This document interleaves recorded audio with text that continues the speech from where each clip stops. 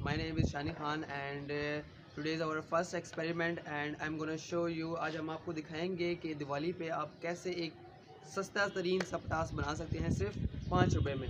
तो आइए आपको दिखाते हैं कि उसमें क्या क्या चीज़ें रिक्वायर्ड होंगी। Let's go.